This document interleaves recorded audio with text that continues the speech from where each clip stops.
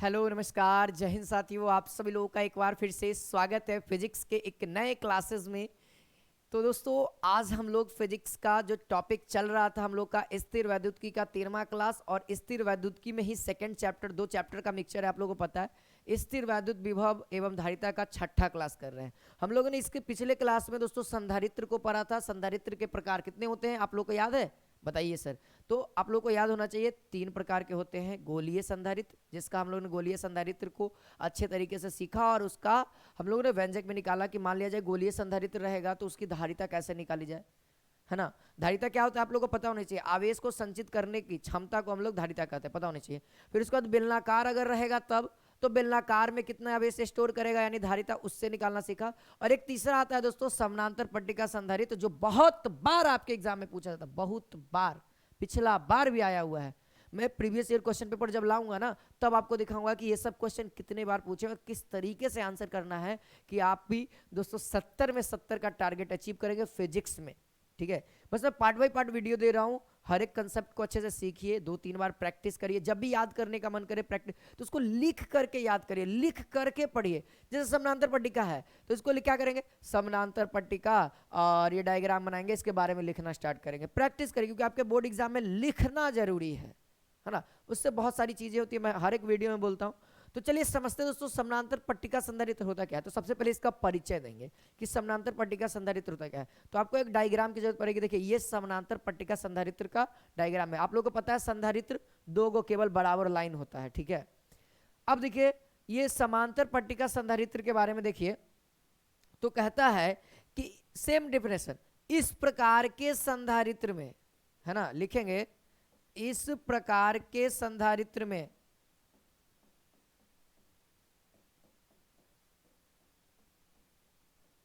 दो आयताकार प्लेट होता है।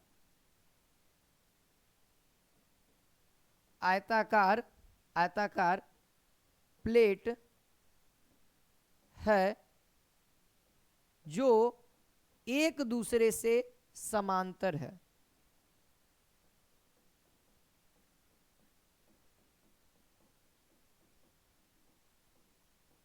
समांतर है, ठीक है। ये लाइन लिख दिए। ये सर पैरेलल है सर, दो गो चरखुट चरखुट है, और दोनों कैसे एकदम पैरेलल है, देख सकते हैं, कोई भी कट नहीं है, पैरेलल है एकदम, है ना। कभी भी एक दूसरे को नहीं काटेगा, उसको हम लोग क्या कहते हैं, पैरेलल, यानी समांतर कहते हैं। और कुछ दिख रहा है? यस सर, दिख रहा है सर। यह जो है किसी से कनेक्टेड नहीं है, यानी कहेंगे कि एक प्लेट पृथक्कृत होता है, जबकि दूसरा प्लेट को हम लोग पृथ्वी से कनेक्ट कर देते हैं, यानी कि पृथ्वी के संपर्क में जोड़ देते हैं। ठीक है, इस तरीके से लिखेंगे कि इसमें इसमें इसमें एक प्लेट इसमें एक प्लेट पृथक्कृत होता है,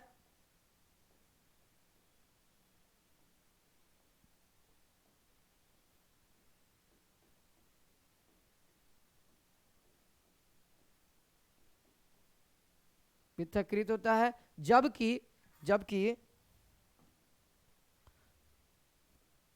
दूसरा प्लेट दूसरा प्लेट को पृथ्वी से जोड़ दिया जाता है। बस जो डायग्राम में ना भैया, वही काम लिखना है और कुछ नहीं।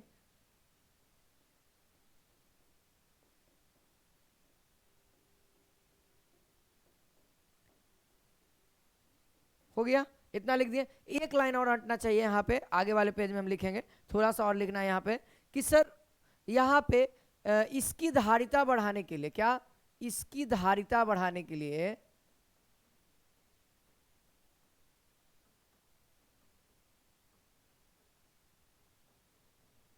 इसकी धारिता बढ़ाने के लिए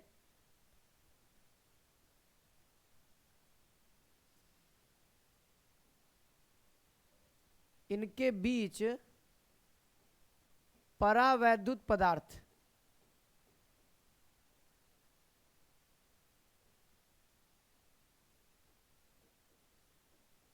परावैद्युत पदार्थ डाल दिया जाता है।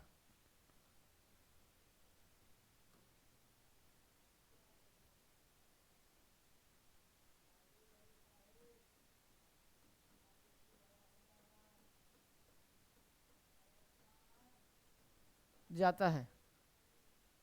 ठीक है, सही है, यहां तक हो जाएगा।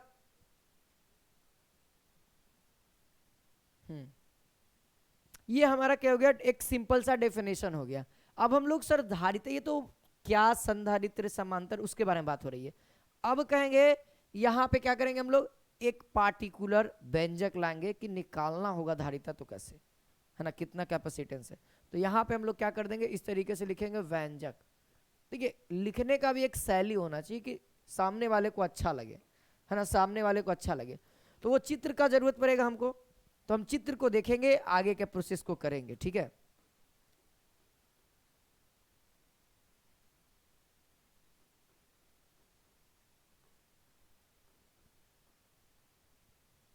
हाँ भाई, ये देखिए चित्र को आप लोग देखिए, यहाँ पे क्या है, एक प्लेट का नाम हम x दे दिए, एक प्लेट का नाम y दे दिए हैं। ठीक है, और ये कितना है दोस्तों, ये समांतर है या एक दूसरे से d दूरी पर है। देखिए नीचे में कितना डिस्टेंस है, d दूरी है, और एक पे प्लस आवेश दिया जाता है, तो प्रेरण क्रिया के कारण एक साइड माइनस और बाहरी साइड प्लस हो जाता है। जबकि इसका अर्थिंग कनेक्टेड है, तो अर्थिंग कनेक्टेड है तो भैया ये सारे जितने प्लस हैं ये सारे के सारे पृथ्वी में समाहित हो जाते हैं। बस इसी चीज को हमको यहाँ पे लिखना होगा, है ना, तब वो क्या देगा, मार्क्स देगा हम लोगों को। ठीक है, चलिए लिखना स्टार्ट करते हैं। क्या लिखेंगे, माना कि हर एक वाले में मैंने लिखा था, माना कि x तथा y, है ना, x तथा y क्या है दोस्तों, आयताकार समानांतर पट्टिका, है ना, है ना, लिखेंगे x तथा y समानांतर पट्टिका संधारित्र का प्लेट है, ऐसे भी लिख सकते, आयताकार प्लेट है। x तथा y समांतर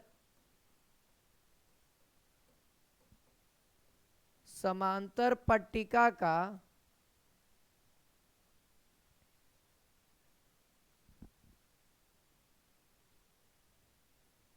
दो आयताकार प्लेट है। ठीक है, क्या है मेरे भाई, संधारित्र का। यहां पे एक लाइन और ऐड कर देते हैं, एक लाइन और ऐड कर देते हैं,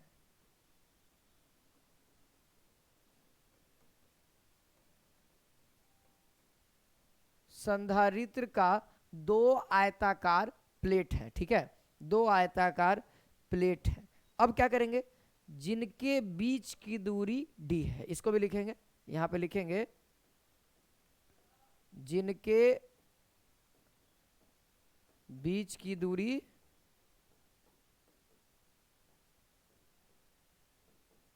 d। ओके, अब क्या लिखेंगे, सबसे पहले हम लोग क्या करें, सबसे पहले प्लेट x पर प्लस q आवेश दिया जाता है। ठीक है, लिखेंगे कि सबसे पहले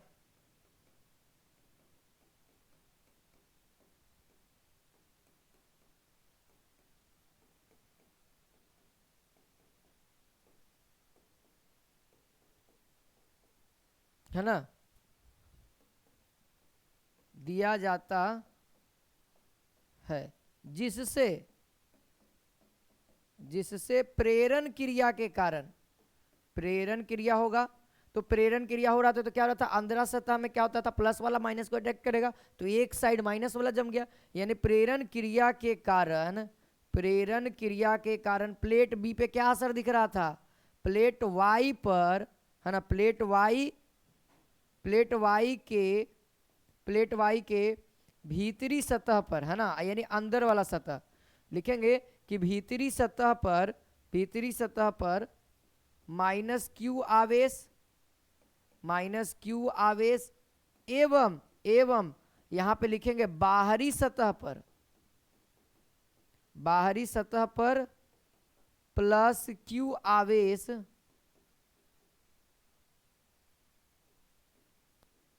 जमा हो जाता है। ठीक है, जमा हो गया प्लस क्यू आवेश। ठीक, अब यहां के बाद हम लोग क्या करेंगे, लिखेंगे कि भैया प्लस ये जो प्लेट वाई है उसका कनेक्ट कहाँ है, पृथ्वी से है। तो लिखेंगे चूंकि, है ना, यहाँ पे लिख देंगे चूंकि प्लेट वाई पृथ्वी से, प्लेट वाई पृथ्वी से जुड़ा है, जिसके कारण समस्त प्लस क्यू आवेश, समस्त प्लस क्यू आवेश पृथ्वी में समाहित हो जाता है, पृथ्वी में निवेशित हो जाता है।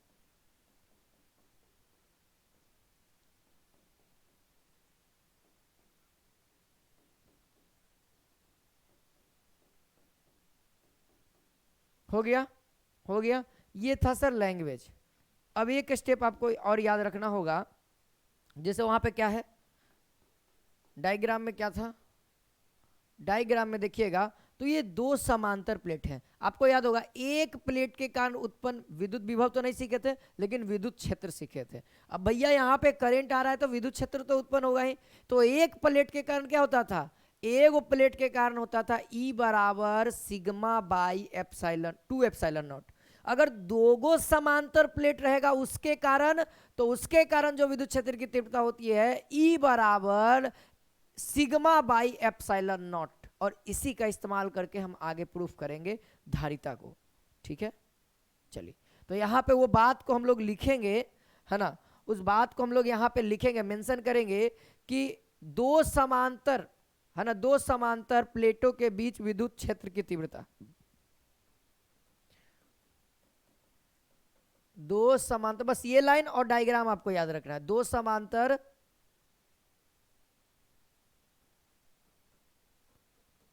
प्लेटों के बीच की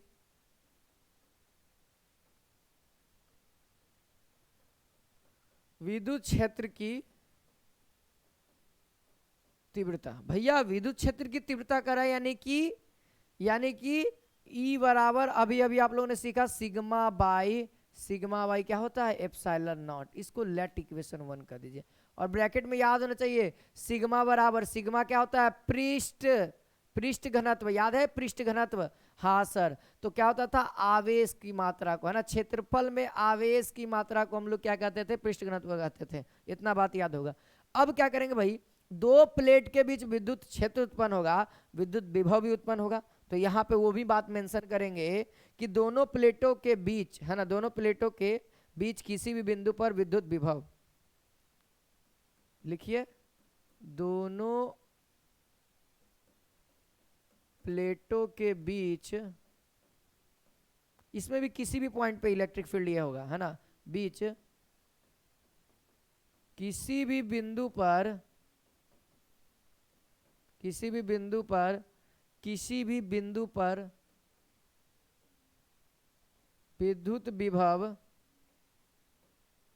विद्युत विभव क्या हो जाएगा, V बराबर W बाई क्यू, है ना, V बराबर W बाई क्यू, V बराबर W by Q. Okay done, यहां तक क्लियर।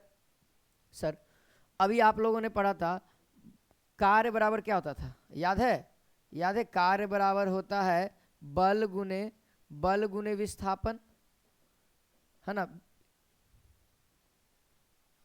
अब इसलिए हिंदी में लिख रहे हैं बाबू कि अगर हम इंग्लिश में भी जानते हैं, ठीक है, इंग्लिश में भी हम आपको लिख देंगे W बराबर F इंटू एस, है ना, ये हो गया।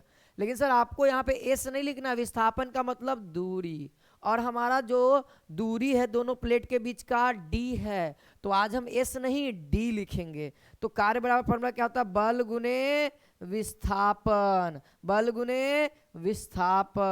और बटे में आवेश, ये हमारा क्या हो गया, विभव हो गया। अब V बराबर यहाँ पर से F बाई क्यू को हम लोग क्या कहते हैं, E कहते हैं। बल बटा में आवेश, याद है ना, विद्युत क्षेत्र की तीव्रता होती है ना, फॉर्मूला होता है, और इंटू D। अभी रुकिएगा, अभी आप लोग E बराबर जानते हैं, अभी मत चुकिएगा सर। V बराबर क्या हो जाएगा, sigma by epsilon naught into D। अब आप लोग इक्वेशन 2 इसको लेट कर लीजिए, क्योंकि 1 तो लेट कर लिए हैं, और यहाँ पे साइड में लिख दीजिएगा समीकरण 1 से। समीकरण 1 से हम लोगों ने क्या किया है ना, ये ई का वैल्यू पुट कर दिया है। इतना दूर तक किसी को कोई दिक्कत नहीं है। अब यहाँ पे आप क्या कर सकते थे अगला स्टेप में, कि सिग्मा का वैल्यू भी यहाँ पे पुट कर सकते, वो आपके मर्जी है। तो हम लोग आगे वाले आने वाले स्टेप में हमको निकालना क्या है सर, तो हमको याद होनी चाहिए, हमारे माइंड में घूमते रहना चाहिए कि धारिता निकालना, धारिता यानी टेढ़ी सी।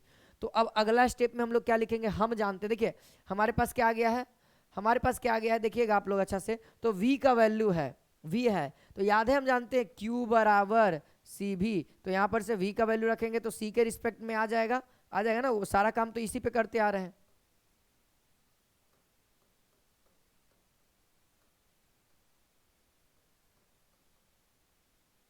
चलिए ठीक है ना, तो यहाँ पे ध्यान दीजिएगा सभी।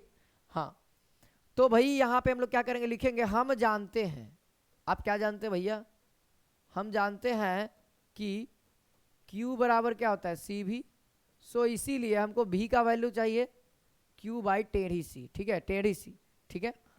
अब वहां पे हम लोग क्या करेंगे, लिखेंगे V बराबर Q बाई सी को समीकरण 2 में रखने पर रख दीजिएगा, तो क्या आ जाएगा, V के जगह पे Q बाई टेढ़ी सी हो जाएगा, इधर सिग्मा है इंटू 1/ε0 इंटू डी। कोई दिक्कत किसी को नहीं दिक्कत है। अब इसका वैल्यू हम लोग पुट कर देंगे, Q बाई टेढ़ी सी, इसका क्या होता था, Q बाई ए होता था एरिया गुने 1/ε0 इंटू डी, ठीक है। देखिएगा तो आप लोग को साफ साफ दिख रहा है Q से Q खत्म। अब क्या करेंगे मेरे भैया, इधर आगे थोड़ा सा और आगे बढ़िएगा, तो 1/टेढ़ी सी बराबर डी बाई ε0 इंटू ए, ये आया।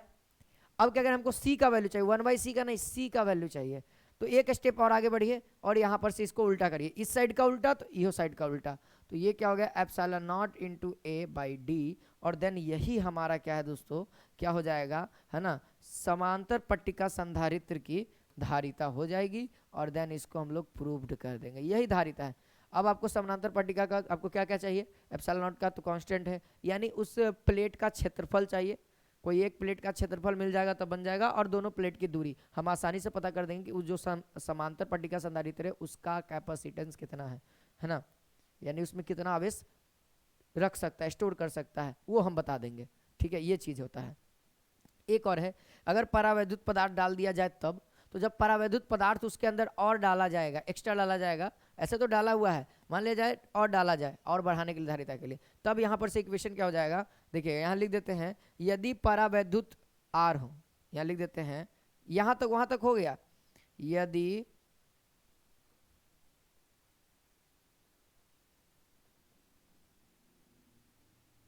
परावैद्युत एप्सिलॉन आर हो, है ना, परावैद्युत एप्सिलॉन आर हो, एप्सिलॉन आर हो, तब दोस्तों तो हम लोग यहाँ पर से क्या करेंगे, यहाँ पर से लिख देंगे एप्सिलॉन बराबर epsilon r into epsilon naught, और उसके बाद फाइनली हम लोग केवल और केवल एप्सिलॉन नॉट के जगह पे वैल्यू को पुट कर देंगे, तो एक और यहाँ पर से हमारा धारिता का व्यंजक आ जाएगा epsilon r into epsilon naught into A by D. जब यहाँ ये वाला कब लगेगा, जब आपका यहाँ पे क्या हो, जब आपका यहाँ पे परावैद्युत एप्सिलॉन आर हो, यानी कुछ अमाउंट हो, तब हम यहाँ पे इस चीज़ का वैल्यू का इस्तेमाल करेंगे, उससे केवल मल्टीप्लाई कर देंगे ना, एप्सिलॉन आर से केवल मल्टीप्लाई कर देंगे।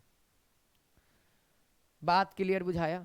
अब देखिए धारिता से रिलेटेड न्यूमेरिकल सवाल भी आते हैं, कहता है ना कि 10 गो छोटा बूंद है, उसको 10 गो छोटा बूंद है और हर एक बूंद का 50 माइक्रोफेराड है, 7 माइक्रोफेराड है, 15 माइक्रो कितना भी, और कहा कि मिला करके एक बहुत बड़ा बूंद बना है, तो बताइए बूंद का धारिता कितना होगा।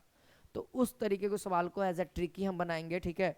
आपको भले ही वो क्वेश्चन है ना, एक क्वेश्चन आया हुआ था बिहार बोर्ड में, बहुत बार रिपीट करता है वही सवाल, एकदम same to same ditto repeat करता है, हर साल लगभग रिपीट करता है, ठीक है।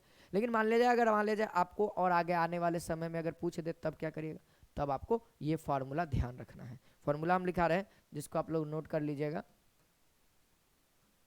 चलिए हाँ, नोट में है ये, सब नोट में भैया, ये जितना बात हम लिखा रहे हैं इसको नोट में मेंशन करिए इसको, ठीक है। चलिए पहला नंबर नोट लिखिएगा, यदि n संख्या का, है ना, यदि n संख्या का कोई, है ना, n संख्या कोई छोटा संधारित्र को मिलाकर, ठीक है, छोटा संधारित्र को मिलाकर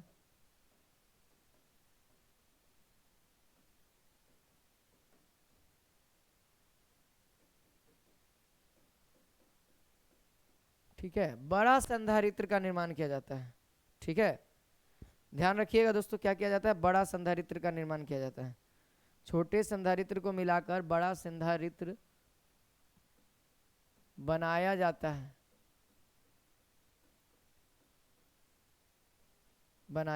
ओके, ठीक है, डन। जब छोटे का संधारित्र अगर दिया रहे, लिखेंगे यहाँ पे छोटे संधारित्र का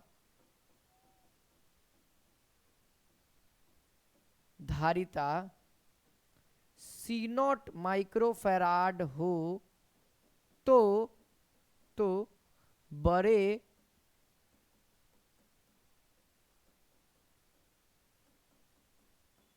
संधारित्र की धारिता ज्ञात करना होगा। तब क्या होगा, तब यहाँ पर इसको हम लोग C कहेंगे, कैपिटल C कह देंगे, और जो फॉर्मूला हो जाएगा उसको हम रेड से लिख देते हैं, है ना, n का पावर 1/3 कर दीजिएगा, ठीक है, और मल्टीप्लाई C0 कर दीजिएगा जितना एज इट इज, और यही आपका माइक्रोफैराड में आंसर आ जाएगा, यही आपका आंसर आ जाएगा। ठीक है, अरे यार ये क्या हो गया, कलर नहीं, ठीक है, यही आपका आंसर हो जाएगा, देख लीजिएगा, बस यही काम करना है। एक सवाल हम करवा देते हैं, एक सवाल आपके लिए है, एक सवाल आपके बोर्ड एग्जाम में पूछा हुआ है, 2023 एग्जाम में ही पूछा है। ठीक है, 2023 के एग्जाम में ही ऑब्जेक्टिव में पूछा था। देखिए जैसे कि सवाल कहता है, यहाँ पे लिख देते हैं, कहता है 64 बूंद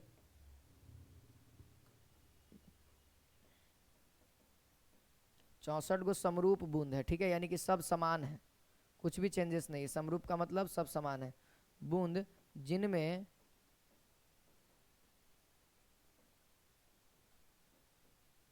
हम लोगों के भी समय ये सवाल पूछा था, और ये बार बार रिपीट करता है कि पेपर में ये सवाल जरूर रहेगा, सेम टू डिट्टो एकदम मिला हुआ है, एकदम अंक भी चेंज नहीं करता है सर बिहार बोर्ड।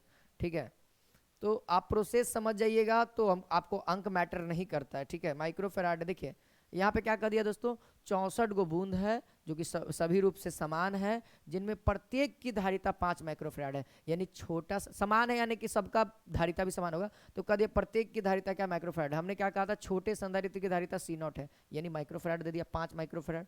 ठीक है, कहता है मिलकर एक बड़ा बूंद का निर्माण करता है, बड़ा बूंद बनाते हैं, बड़े बूंद की धारिता क्या होगी,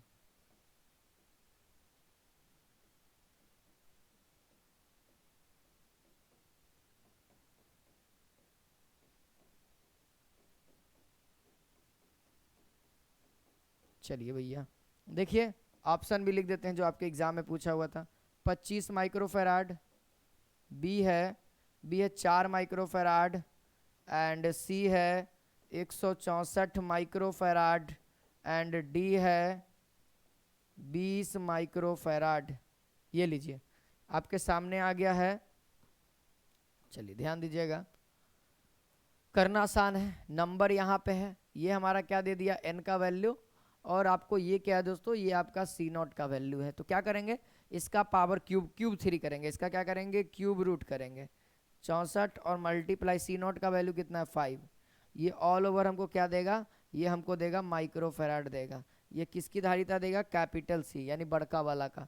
ठीक है, तो 64 का जब आप क्यूब रूट निकालते हैं तो कितना आ जाएगा, 4 चौको 16, 16 चौको 64, यानी 4 आ जाएगा। ठीक है, 4 गुने 5 करेंगे तो कितना आ जाएगा 20, और 20 क्या आएगा, माइक्रोफैराड आएगा आंसर। तो आप लोग आंसर मैच कर गया, देख सकते हैं 20। अब मान लिया जाए आपका डिजिट चेंज कर दे, कहे 50 गो है और यहाँ पे 4 है, तब भी आप कर सकते हैं, लेकिन ध्यान रखना यहाँ पे वही डिजिट देगा जिसका क्यूब रूट आसानी से निकल जाता हो। ठीक है, इस बात को ध्यान रखना।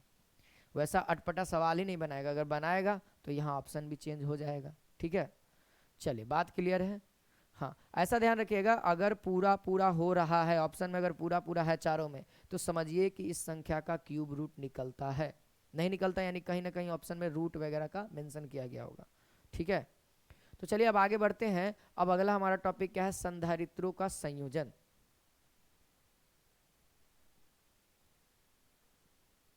हम लोग क्या मेंशन करेंगे यहाँ पे, हम लोग यहाँ पे क्या मेंशन करेंगे, तो यहाँ पे हम लोग को मेंशन करना होगा संधारित्र का संयोजन।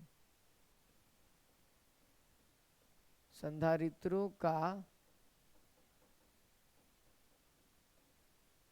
संयोजन, यानी अब संधारित्र को जोड़ा जाए कैसे, तो लिखेंगे, है ना, यहाँ पे लिखना पड़ेगा कि संधारित्रों का संयोजन मुख्य रूप से दो तरीके से किया जाता है। ठीक है,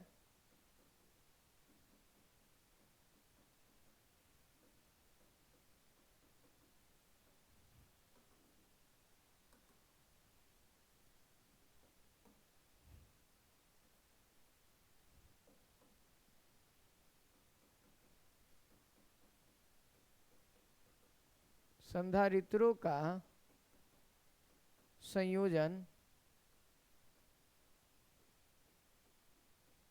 मुख्यतः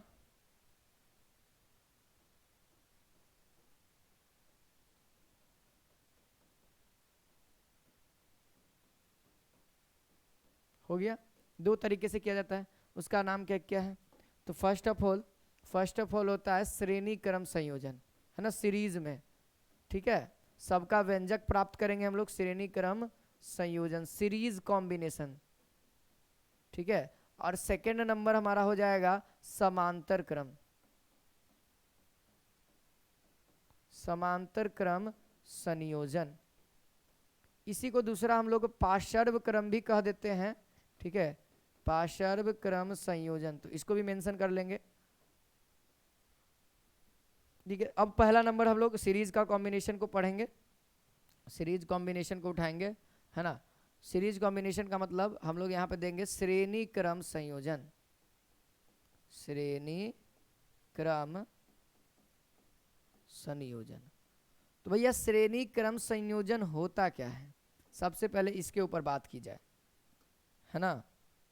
श्रेणी क्रम संयोजन होता क्या है, तो ध्यान रखिएगा दोस्तों, इसका डेफिनेशन सबसे पहले लिखते हैं, है ना। लिखेंगे जब पहले संधारित्र का, देखिएगा इसका डेफिनेशन कैसे कहता है, और इसको स्ट्रक्चर से समझिएगा तो जल्दी समझ में आएगा। और ये चीज समझना बहुत जरूरी है। आप लोग को लगता है ना कि बहुत ईजी है, नहीं, जब आप इसके क्वेश्चन को सॉल्व करिएगा ना, तो आपको समझना पड़ेगा कि कौन सा सीरीज में और कौन सा पैरेलल में। बहुत सारे बच्चों को ये दिक्कत होता है, तो ये डेफिनेशन ही क्लियर करता है। आपको लगेगा ये डेफिनेशन बहुत आसान है, मुझे पता है, मेरे को भी लगता था उस समय, मेरे को भी लगता था, लेकिन जब मैंने इस प्रकार के क्वेश्चन को जब सीरीज में कैसे ऐसे जोड़ा हुआ रहेगा ना, तब दिक्कत करता है। यहाँ पे तो बहुत आसान लगता है सर, श्रेणी क्रम से जब क्वेश्चन करवाएंगे ना, तब आपको बुझाएगा।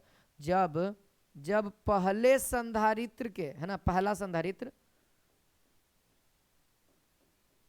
जब पहले संधारित्र का पहला प्लेट, है ना, पहले प्लेट को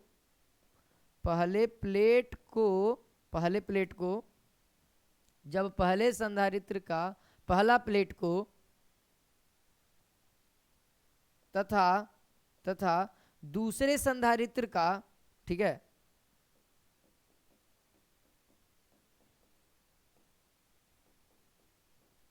संधारित्र के पहले प्लेट को, है ना, पहले प्लेट, है ना, पहले प्लेट से जोड़ दिया जाता है, पहले प्लेट से जोड़ दिया जाता है, एवं फिर लिखेंगे दूसरे प्लेट का, एवं दूसरे प्लेट को, है ना, दूसरे प्लेट का दूसरे संधारित्र का दूसरा प्लेट, ध्यान रखिएगा, दूसरे संधारित्र का दूसरा प्लेट। ये डायग्राम से आपको क्लियर हो जाएगा, बात हम अभी समझा देंगे।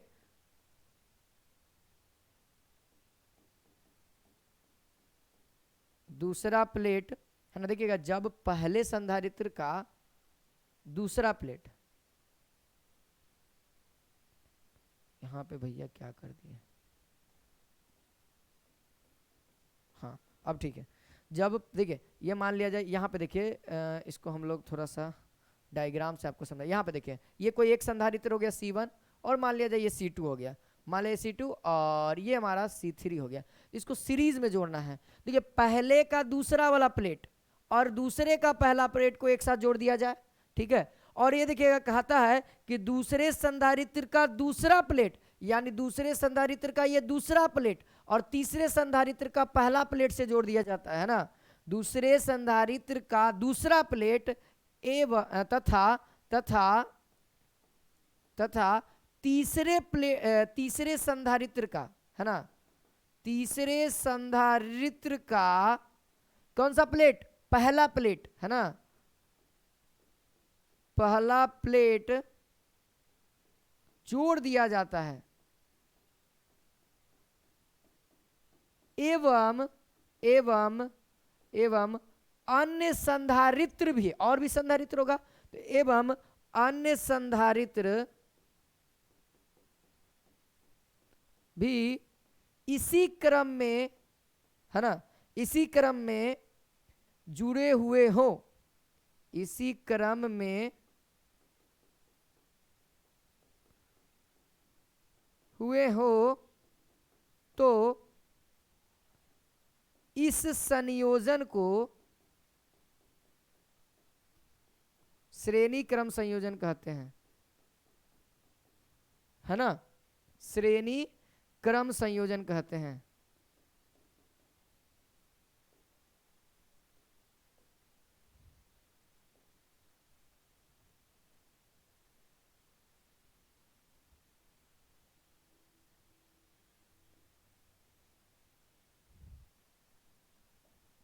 श्रेणी क्रम संयोजन कहते हैं, लिख दीजिएगा आप लोग, ठीक है, यहां लिख दें।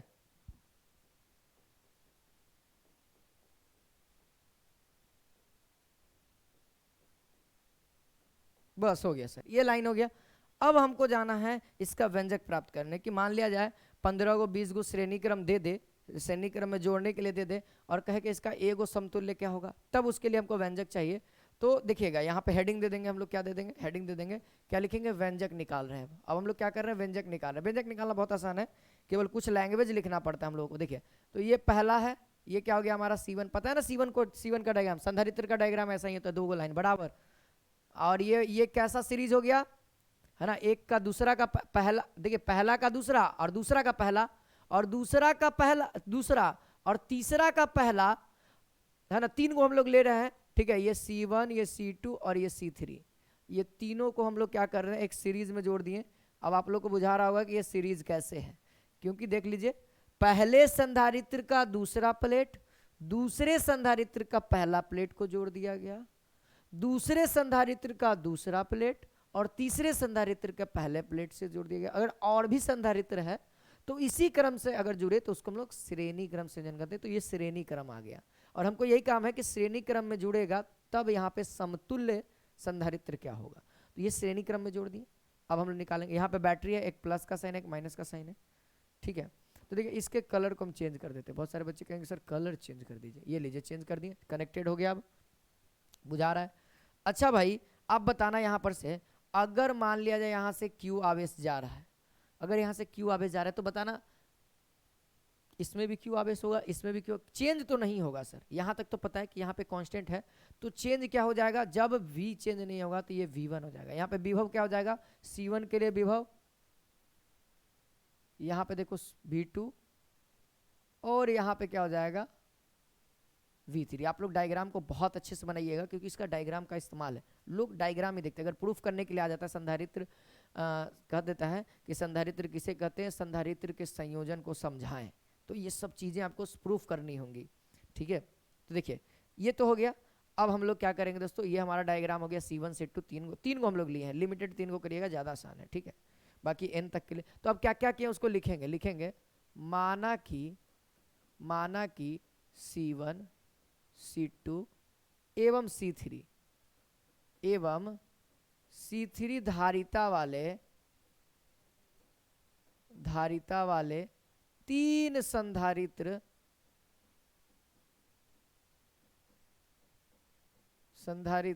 श्रेणी क्रम है ना जुड़े हुए हैं, है ना, श्रेणी क्रम में जुड़े हैं, जिसके कारण, है ना, श्रेणी क्रम में जुड़ा हुआ है, जिसके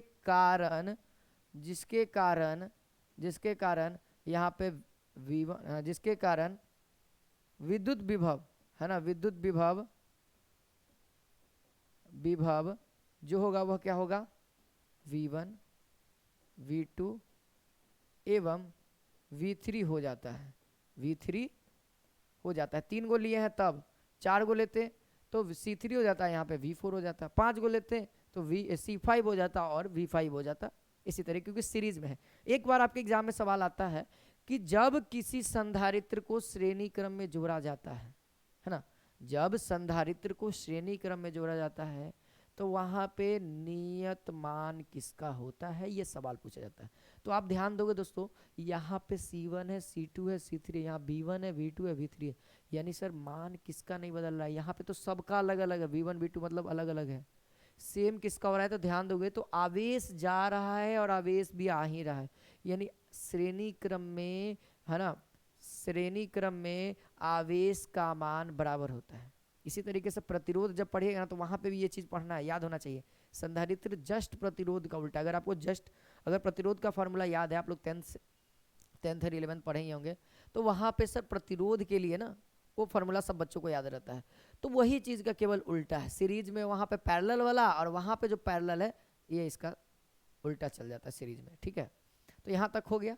अब यहाँ पे हम लोग क्या करेंगे, माना कि लिखेंगे कि माना कि कुल धारिता, है ना, लिखेंगे माना कि कुल विभवांतर भी है और उसकी धारिता C है, लिख लेंगे यहाँ पे माना कि, है ना, माना कि कुल विभवांतर V तथा कुल धारिता CS है ना, सीरीज में है इसीलिए CS, लेकिन माना कि कुल विभवांतर एक अप्रोक्सीमेट मान लेते तो V मान लेते हैं, है ना, विभवांतर क्या हो जाएगा V, विभवांतर क्या हो गया V, ठीक है, एक V मान लिए V, तथा कुल धारिता, है ना, तथा कुल धारिता के बारे में बात करते हैं कि कुल धारिता क्या होगा अगर सबको मिला दिया जाए तो कुल धारिता, तो ये सीरीज है तो आप इसको CS कह दो, ज्यादा आसान रहेगा याद करने में फॉर्मूला, ठीक है, ये सीरीज में CS है, बस इतना लिखना है। तो भैया कुल विभवांतर है तो V बराबर क्या हो जाएगा, V1 plus V2 plus V3, sir कुल है तब ना जोड़ करके सब कहेंगे, हाँ सर ये तो बात सही है सर, V मतलब कि कुल विभवांतर है, यानी कि सब के विभव को जोड़ दीजिए तो विभवांतर आ जाएगा, कुल विभव, है ना, कुल विभव चाहिए क्या है, विभवांतर के, हो गया। आप इसको क्या कर दीजिए, इक्वेशन 1 कर दीजिए। अब क्या करिए यहाँ पर से, अब आपको याद होगा फॉर्मूला धारिता का, याद है, लिखेंगे यहाँ पर वही बात हम लिखेंगे, दोहराएंगे, हम बार बार दोहराएंगे, यहाँ पे लिखेंगे हम जानते हैं, क्या जानते हैं भैया, हम जानते हैं कि Q बराबर क्या होता है CV, तो देन इसीलिए हम लोग क्या कह देंगे V बराबर क्या हो जाएगा Q बाई 10C, है ना। तो ये आ गया, तो ये तो सर कुल के लिए है, ये क्या है कुल के लिए, V बराबर, है ना, ये V के लिए, अगर V1 के लिए कहेंगे तब तो यहाँ पे हमको लिखना पड़ेगा, है ना, यहाँ पे लिख देंगे, निकालेंगे V1 के लिए क्या हो जाएगा, तो Q तो कांस्टेंट है, सब जगह समान ही रहेगा, इस संधारित्र में भी Q आवेश आएगा, इस संधारित्र में भी Q आएगा, इस संधारित्र में Q आएगा, बटेगा तो नहीं यहाँ पे, ठीक है। तो यहाँ पे क्या हो जाएगा C1 के लिए हो जाएगा, उसी तरीके से हम लोग निकालेंगे V2 के लिए तो Q बाई C2 हो जाएगा, है ना, और इसी तरीके से अगर V3 के लिए निकालेंगे तो Q बाई C3 आ जाएगा, हो गया, ये 3 हो गया। अब हम लोग क्या करेंगे भैया, अब हम लोग यहाँ से क्या करेंगे कि ये जितने भी वैल्यू हैं सबको पुट कर देंगे समीकरण 1 में, है ना। अब क्या करिए, पुट कर दीजिए, तो यहाँ पर से V बराबर पुट किए तो Q बाई C आया था 10C, और इधर क्या आया था Q बाई C1 प्लस, यहाँ CS है ना, यहाँ CS है ना, हाँ देखिए अगर आप यहाँ पे जाइएगा तो भैया कुल धारिता CS है ना, तो यहाँ पे अगर कुल विभव है तो आवेश बटा में कुल धारिता हो जाएगा इसीलिए, ठीक है। तो CS लिख दिए हैं। अब यहाँ पर से आप पुट करते चलिए, Q/C2 प्लस Q/C3, 3 को लिए हैं तो तीनों का करेंगे। देखिए यहाँ पर से Q/CS बराबर क्या हो जाएगा, सब में से Q कॉमन होगा, ठीक है, और ये Q से Q उड़ जाएगा और यहाँ क्या बचेगा 1/C1 plus 1/C2 plus 1/C3, ये 3 को के लिए। इसी तरीके से अगर आगे बढ़ेगा और बढ़ता चला जाएगा 1/C4 1/C5 1/C6 1/CN तक 1/CN तक, ठीक है, ये हो गया। तो यहाँ पर से फाइनल क्या आ गया 1/CS बराबर, यानी जब भी सीरीज में होगा तो सूत्र क्या होगा 1/C1 plus 1/C2 plus 1/C3। अगर आपका और भी आगे है तो एक टर्म और जोड़ दीजिए, ठीक है, बस लेकिन 1/, करके। तो इस यही हमारा क्या हो गया, सूत्र हो गया। जब संधारित्र सीरीज में होगा तब उसका समतुल्य धारिता क्या होगा, ये होगा समतुल्य धारिता, ठीक है, ये हो गया हमारे सामने। ओके, डन हो गया। आगे बढ़ते हैं। अब हम लोग जाएंगे किस में सर, समांतर क्रम में। यहाँ लिखेंगे अब, है ना, हाँ लिख देते हैं यहाँ पे समांतर या पार्श्व क्रम संयोजन, ये दोनों को लिख देते हैं ताकि आप लोग को बार बार रिवीजन रहे। चलिए, इसमें क्या होगा, इसका भी डायग्राम जबरदस्त होगा। देखिए हर एक पॉइंट, तो इसको हम लोग पहले लिख देते हैं और नीचे में तो ये तो 2 लाइन में लिखा जाएगा, ठीक है। ये हमारा पहला, इसमें भी हम 3 ही लेकर के चलेंगे, ज़्यादा लेकर के चलना में कोई है नहीं, सूत्र एक ही आएगा, ठीक है। एक पॉइंट से जोड़ दिए,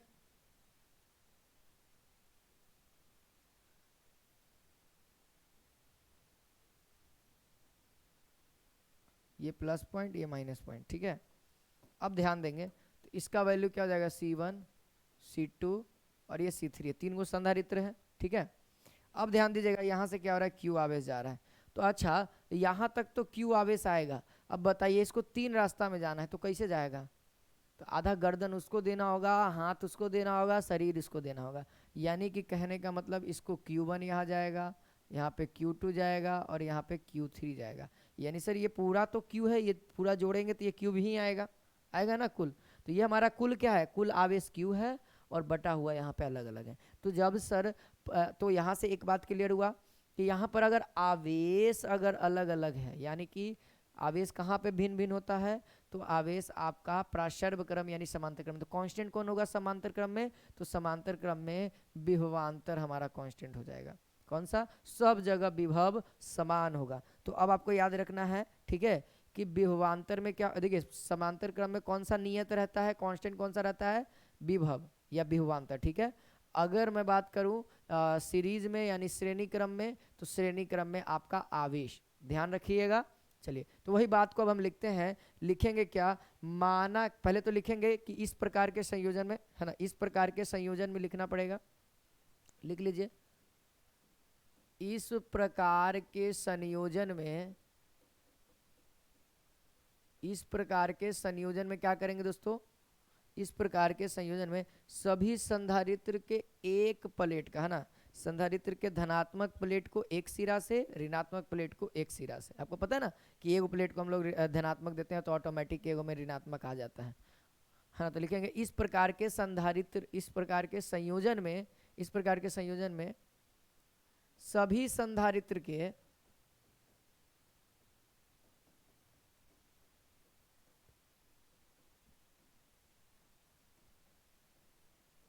धनात्मक सिरे को,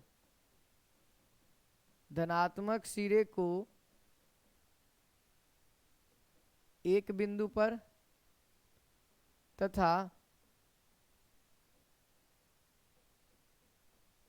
ऋणात्मक सिरे को, ऋणात्मक सिरे को दूसरे बिंदु से जोड़ दिया जाता है, ठीक है। बात समझ में आ रही है, एक बिंदु से तथा ऋणात्मक सिरे को दूसरे बिंदु से, है ना, दूसरे बिंदु से जोड़ दिया जाता है। लिखते चलिए, जोड़ दिया जाता है, ठीक है, जोड़ दिया जाता है। तो इस प्रकार के संयोजन को कौन सा संयोजन कहते हैं, समांतर लिख देंगे। तो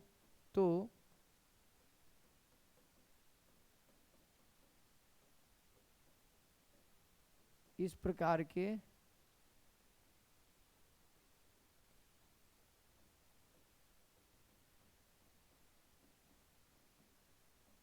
पार्श्व क्रम या फिर समांतर क्रम संयोजन कहते हैं। डेफिनेशन हो गया सटीक वाला। अब इसके बाद हम क्या करेंगे, व्यंजक लिखेंगे, है ना। नीचे में हम लोग क्या करेंगे, व्यंजक लिखेंगे। इसके बाद क्या करेंगे, यहाँ पे व्यंजक लिखेंगे, यानी कि व्यंजक निकालना होगा ना सर। हाँ, तो व्यंजक निकालने के लिए अब हम लोग क्या करेंगे दोस्तों, जो जो काम वहाँ पे है लिखना पड़ेगा। माना कि C1 C2 एवं C3 है ना, C3 धारिता वाले 3 संधारित्र कौन सा क्रम में है, समानांतर क्रम में है, जिसके कारण है ना, जिसके कारण या जिन पर आवेश Q1 Q2 Q3 है ना, लिख देंगे। लिखते हैं, क्या लिखेंगे दोस्तों, लिखेंगे माना कि C1 C2 एवं C3 आवेश वाले, C3 धारिता वाले ना, सॉरी, C3 धारिता वाले है ना, C3 धारिता वाले C1 C2 एवं C3 धारिता वाले 3 संधारित्र है ना। हम लोग 3 लिए हैं, आप लोग और भी ज़्यादा ले सकते हैं। अगर n तक का है तो n तक ले सकते हैं, काम वही होगा, वहाँ पे डॉट डॉट करके यहाँ पे दर्शाना होगा, लिखना पड़ेगा कि धारिता वाले n संधारित्र को, यहाँ पे 3 है तो 3 लिख दिए। n धारिता, आप लोग n लिखिएगा तो n तक कर दीजिएगा, लेकिन लिमिटेड रहता है, लिमिटेड करिएगा, ज़्यादा आसान होगा, ठीक है। तो 3 संधारित्र समांतर क्रम में है,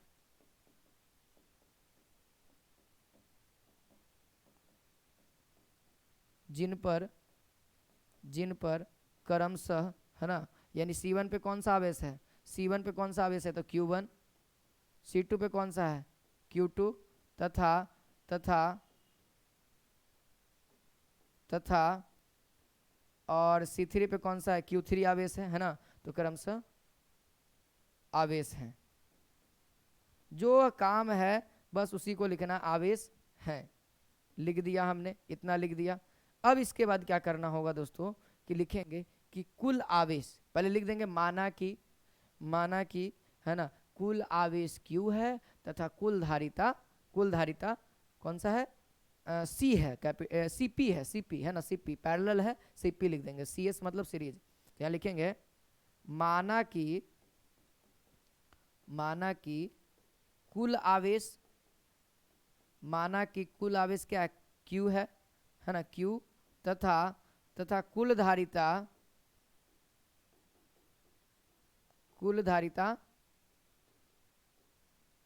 CP है, बस इतना लिख दिए। और फिर उसके बाद अगला स्टेप में हम लोग क्या करेंगे, भाई कुल आवेश है तो आपको पता ही है सर, सबको जोड़ देंगे तो हमारा क्या आ जाएगा, कुल आवेश आ जाएगा। इसको हम लोग इक्वेशन 1 कह देंगे। अब यहाँ से आप लोग क्या लिखेंगे कि हम जानते हैं, ठीक है, थोड़ा सा मैं कलर चेंज कर रहा हूँ ताकि आप लोग को अच्छा लगे।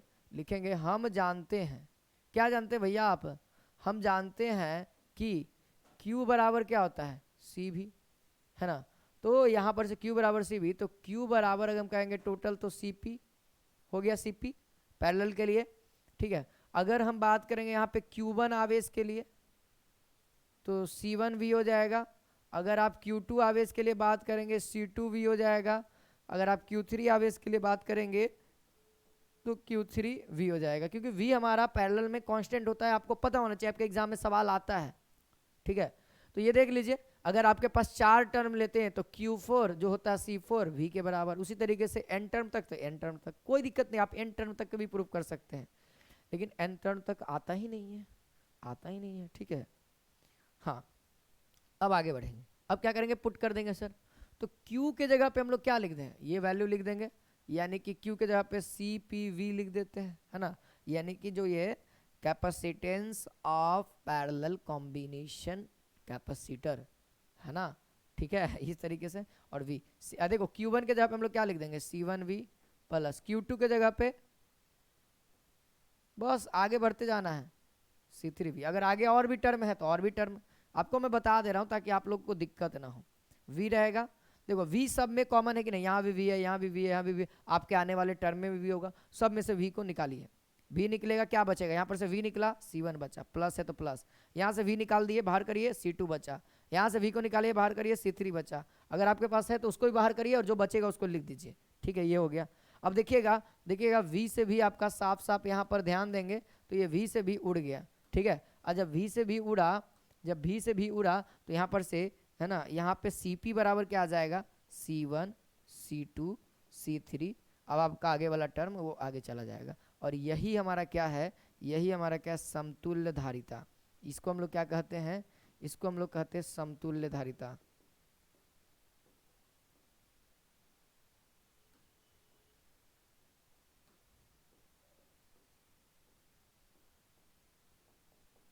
समतुल्य धारिता कौन सा, तो पैरेलल कॉम्बिनेशन का ये समतुल्य धारिता है।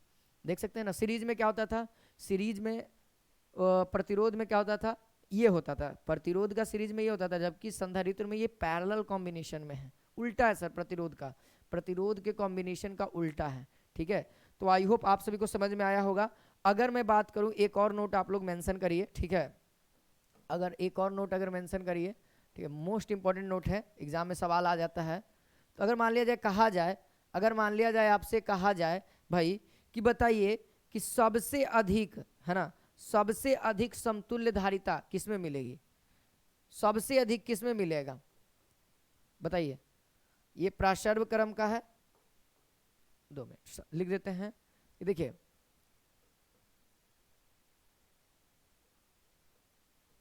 संयोजन में है ना, संयोजन में सबसे अधिक, संयोजन में सबसे अधिक धारिता के लिए, सबसे अधिक धारिता के लिए संधारित्र को, संधारित्र को देखिए, संयोजन में सबसे अधिक अगर धारिता हमको प्राप्त करना है तो उसको हम लोग समांतर क्रम में जोड़ेंगे। ठीक है, समांतर क्रम में जोड़ेंगे। ठीक है, बात समझ में आ रही है। ठीक है, यानी कि अगर कहा जाए कि सबसे अधिक आपको धारिता प्राप्त करना, आपके पास 4 या 5 संधारित्र दे दिया है और क्या कि मैक्सिमम करना है तो कितना होगा, तो मैक्सिमम करने के लिए आपके माइंड में होना चाहिए कि धारिता की बात कही जा रही है, यानी कि हमको उसको किस में करना है, पैरेलल में। पैरेलल का फॉर्मूला क्या होता है, Cp बराबर C1 plus C2 plus C3, जितना दिया हुआ है एज इट इज जोड़ दो। अब कम करना है तो, अगर कम करना है तो लिखेंगे, यहाँ पे लिख देते, कम करना है तो सीरीज में है ना, संयोजन में, संयोजन में सबसे कम, न्यूनतम है ना, न्यूनतम भी कह सकते हैं, कम यानी न्यूनतम धारिता प्राप्त करने के लिए संधारित्र को, संधारित्र को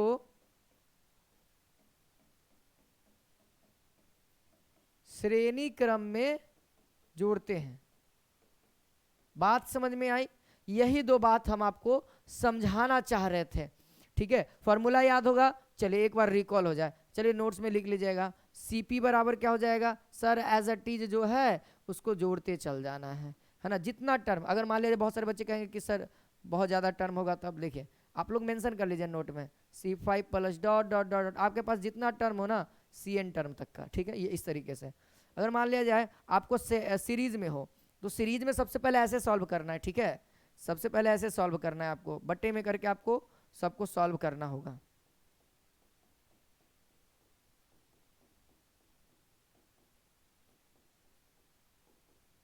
पहले आपको बट्टे में करके सॉल्व करना होगा और फिर उसके बाद दोस्तों फाइनली जब आपका आ जाए तो फाइनली आपको क्या करना होगा, CS का वैल्यू निकालना होगा उल्टा करके। ठीक है, उल्टा करके, ये नहीं कि यहाँ तक आए 1 बटा में जो आ गया वही आंसर में भी रहेगा, नहीं, उसको उल्टा करिएगा तब जाके आपको 1/CS का वैल्यू नहीं चाहिए। ये सूत्र में है तो वो अलग बात है, लेकिन आपको जो चाहिए वो CS का वैल्यू चाहिए। तो आप इस तरीके से पहले फाइनली जोड़ दो, है ना, जोड़ने के बाद जो वैल्यू आएगी उसको आपको उल्टा करना है, यानी उल्टा करना है, उसके बाद जो आंसर आएगा उसके बाद वो आपको रंगना है ऑब्जेक्टिव में। ठीक है, बात यहाँ तक क्लियर? आई होप आप सभी को क्लियर होगा। अब हम लोग नेक्स्ट क्लास में मालूम है वान डे ग्राफ जनरेटर को सीखेंगे, जो आपके एग्जाम के लिए बहुत इंपॉर्टेंट है। तो आप लोग एक बार इमेज को ध्यान रखिएगा, वान डे ग्राफ जनरेटर याद रखना है तो उसका इमेज याद रखना होगा और कुछ भी नहीं। इमेज जो बच्चा याद रखेगा, हम बार बार बोलते हैं, जो बच्चा डायग्राम याद रखेगा उसको प्रूफ में कभी कोई दिक्कत नहीं होगा, प्रूफ में कभी भी दिक्कत नहीं होगा। ठीक है, कुछ कुछ पॉइंट्स होते हैं जिनको ध्यान रखना पड़ता है भाई, है ना। तो आप लोग अगर डेली भी प्रैक्टिस करते हैं तो आपको कुछ करना नहीं है, डेली आप लोग थोड़ा बहुत रिवीजन करते रहे, क्योंकि आपको पता है ना, जो बच्चा रिवीजन करेगा वही डिवीजन पाएगा। अगर डिवीजन चाहिए तो रिवीजन जरूरी है। ठीक है, तो रिवीजन करते रहिए, मुस्कुराते रहिए, बढ़िया से पढ़ते रहिए। फिर मिलते हैं नेक्स्ट क्लास में। जय हिंद, जय भारत, वंदे मातरम।